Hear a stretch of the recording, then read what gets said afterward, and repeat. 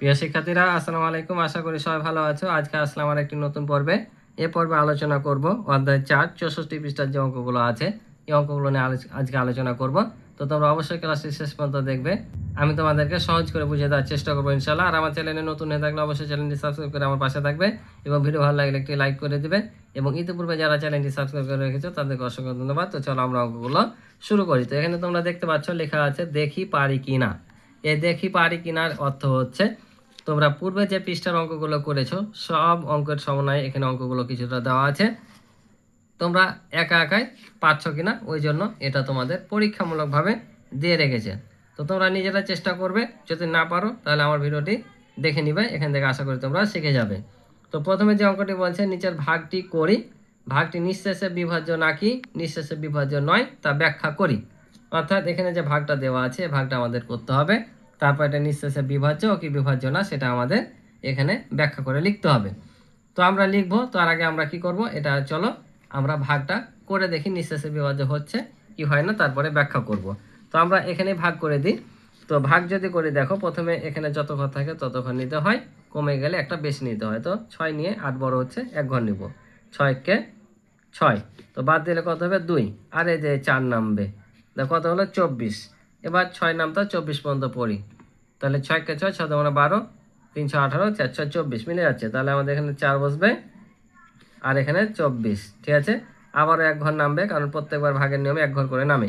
তো এবার কত হবে দেখো, 6 কে 6, 6 মানে 12, 6 মানে 12 করলে বেশি হয়ে যায়, তাহলে 6 কে 6, বাদ দিলে হবে 3। এবার বলো তো এটা নিঃশেষে বিভাজ্য কি বিভাজ্য না?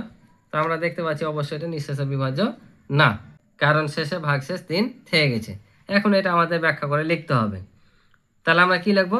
তাহলে লিখবো যেহেতু ভাগ করার পর ভাগশেষ 3 অবশিষ্ট থাকে, সেহেতু সংখ্যাটি নিঃশেষে বিভাজ্য না। ঠিক আছে, তো চলো এই কথাটাই শুধু আমাদের লিখে নিতে হবে। তাহলে দেখো ওই কথাগুলো শুধু আমি লিখে নিলাম যে যেহেতু ভাগ করার পর ভাগশেষ 3 অবশিষ্ট থাকছে, সুতরাং ভাগটি নিঃশেষে বিভাজ্য নয়।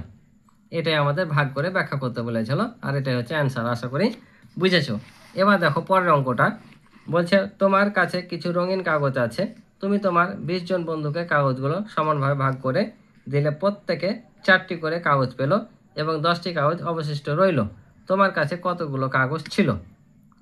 তাহলে এই অঙ্কটা দেখো, এই অঙ্কটা তোমরা দেখতে পাচ্ছ যে পূর্বের পৃষ্ঠে যে অঙ্কটা করেছিলাম, অর্থাৎ এই অঙ্কটা ঠিক এই অঙ্কের মতো করে আমাদের এই অঙ্কটাও করা লাগবে। ঠিক আছে, যে এখানে বলছে তোমার কাছে কিছু রঙিন কাগজ আছে, তো তোমার কাছে যে রঙিন কাগজটা আছে সেই রঙিন কাগজগুলো হচ্ছে ভাজ্য, তাই বলছে এখানে কাগজের সংখ্যা হবে ভাজ্য। আর 20 জন বন্ধুকে কাগজগুলো দিচ্ছ, তার মানে 20 দিয়ে এটাকে ভাগ করতে হবে, তাহলে 20টা হচ্ছে ভাজক। আর দিলে প্রত্যেকে কয়টি করে পাবে? 4টি করে পাবে, অর্থাৎ এই 4টা হচ্ছে ভাগফল। আর 10টি করে অবশিষ্ট থাকবে, তার মানে 10 হচ্ছে কি ভাগশেষ। তাহলে যে রঙের কাগজগুলো তোমার কাছে আছে সেটা হচ্ছে ভাজ্য, এটা হচ্ছে ভাজক, এটা হচ্ছে ভাগফল, এটা হচ্ছে ভাগশেষ। তাহলে আমাদের নির্ণয় করতে হবে কি কিছু রঙিন কাগজ, মানে ভাজ্য আমাদের নির্ণয় করতে হবে। ভাজ্য পাইলে তোমার কাছে কতগুলো রঙিন কাগজ আছে সেটা পেয়ে যাবা। ঠিক আছে, তাই এখানে লিখেছে যে এখানে কাগজের সংখ্যা হবে ভাজ্য।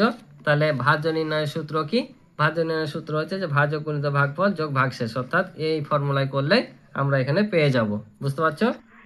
তাহলে আমরা এখানে বসিয়ে দেবো যে ভাজক কত বললাম, এই যে 20, যেহেতু 20 জন বন্ধুকে দিয়েছে আর ভাগফলে যে 4টি করে পেয়েছে, তাহলে এখানে 4, আর এই যে 10টি অবশিষ্ট ছিল, তাই এখানে হবে 10।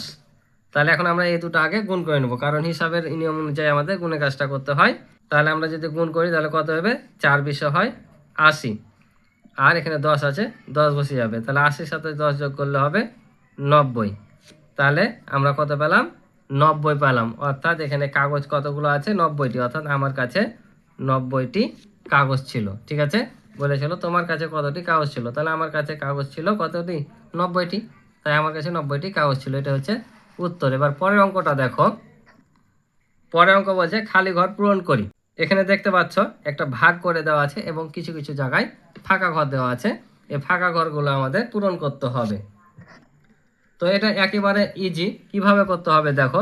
তো প্রথমে এখানে 15 আছে, 2টা অঙ্ক, এখানে আমাদের 2টা অঙ্ক নিতে হবে। তো নিয়েছে, তো 15 একে 15, 15 2 30 করলে বেশি হয়ে যায়, তাই 15 একে 15 নিয়েছে। তাহলে নর্মালি আমরা যেভাবে ভাগ থেকে বিয়োগ করি, বিয়োগ করে দেবো। তাহলে এখানে 9 থেকে 5 বাদ দিলে হবে কত? 4। আর এই যে প্রত্যেকবার এক ঘর করে নামে, এই 6টা এখানে নামবে। এবার দেখো এখানে 45 নিয়েছে, তাহলে 15কে কত দিয়ে গুণ করলে 45 হবে। আর আমাদের এমনিতে 46 পর্যন্ত নিতে হবে। তাহলে 15 নামটা যদি করি, তাহলে 15কে 15, 15 দুগুণা 30, 3 15 45, অর্থাৎ 15কে 3 দিয়ে গুণ করলে আমরা 45 পাবো। এই যে 45 পেয়েছি, ঠিক আছে। তাহলে কত দিয়ে গুণ করে 45 পেলাম? 3 দিয়ে, তাহলে 3 বসবে। এবার বিয়োগ করলে দেখো 6 থেকে 5 বাদ দিলে 1, আর এই 4 থেকে 4 দিলে 0, দরকার নাই। আবার এই 5টা নামলো, আবার এই 5টা নামলো, 15 হলো। তাহলে এবার দেখো 1 দিয়ে গুণ করেছে, তার মানে কত হবে? 15 1কে এখানে 15 হবে। আর 15 থেকে 15 বাদ দিলে 0, তাহলে আমাদের ভাগফল 0। বুঝতে পারছো? এটা কিভাবে করতে হবে দেখো, এটাও সেম ভাবে। এখানে কত নিব? তা আমরা নর্মালি ভাগ করব। এখানে একটা অঙ্ক আছে, এখানে একটা অঙ্ক নিব। তাহলে 5-এর নামটা পড়তে পড়তে আমরা 8 পর্যন্ত যাব। তাহলে কত হবে? 5 1 5, 5 2 10, 8 পর্যন্ত যাবো বলতে 5 8 40 বলিও না, 5-এর ঘরে নামটা পড়বো। 8 পর্যন্ত বলতে এই 8-এর কাছে যে আমরা থেমে যাব, অথবা কম নেব। তাহলে 5 1 5, অর্থাৎ এখানে 5 পেলাম।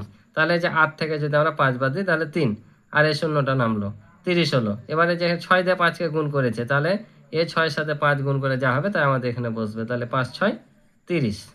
তাহলে দেখো 30 থেকে 30 বাদ দিলে 0, আর এই যে একটা নামবে।